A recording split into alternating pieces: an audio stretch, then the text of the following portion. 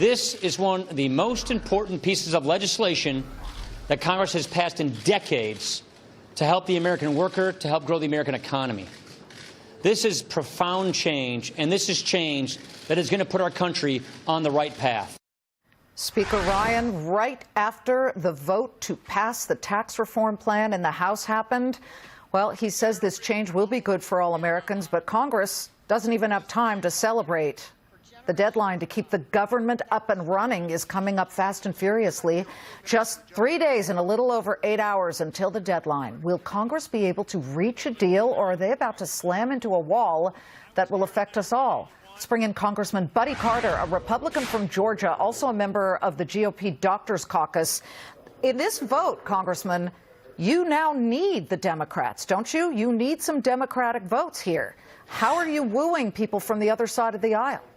Well, I'm not certain we need Democratic votes. We have pretty much a consensus within our own majority that we may be able to pass this. Now, granted, they're going to have some in the Senate, so that's a whole other story. But, you know, I think there's consensus here, a consensus about what we need to do in order to avoid a government shutdown. I'm very confident, highly confident, that we will not shut the government down, that we'll have a CR at least through January 19th so that we can continue to do business. Well, let's just let people know CR means continuing resolution, yes. And in essence, it's the old kick the can down the road. I just said to Congressman Leonard Lance earlier, I said, this can is so beaten up, it's probably sprouting all kinds of holes with water coming out because you keep kicking it down.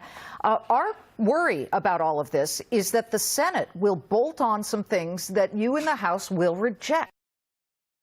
And therefore, we don't get a plan, we don't get a budget, and the next thing you know, we've got a real issue on our hands. There's some believing that we're running out of track here and that a Christmas-time shutdown is, albeit a slight one, a possibility.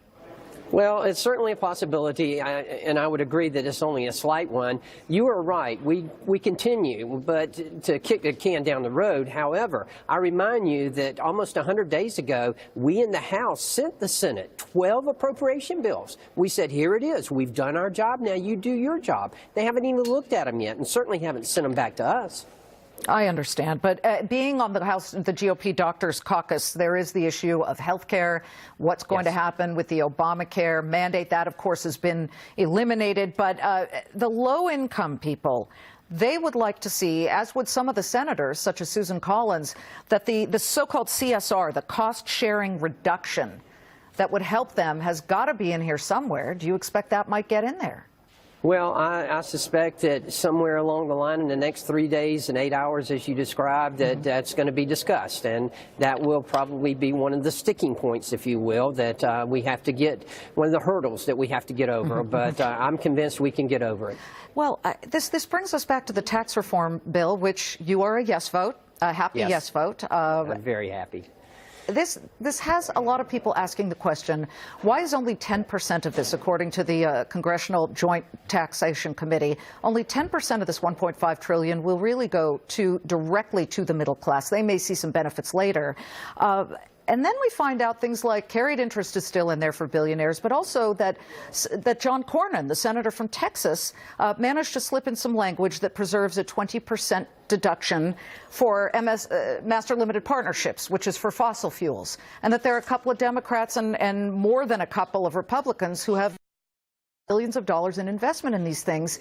It starts to not really pass the smell test, although it appears that it will pass in Congress. What do you say to your constituents who come up and say, why as a police officer am I paying a higher tax bracket than some of these other people?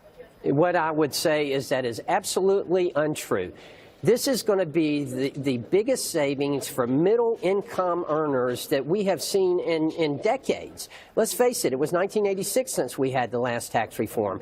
This is something that's long overdue. It's estimated that those families of four and a median income of $73,000 will save, on the average, $2,059 a year. Can you imagine what you can do with $2,059 a year? Can you imagine the ripple effect of that $2,059 going back into our economy and the ripple effect that it has throughout our economy? This is just great for middle-income families. I understand. but it's really, really great for billionaires in private equity.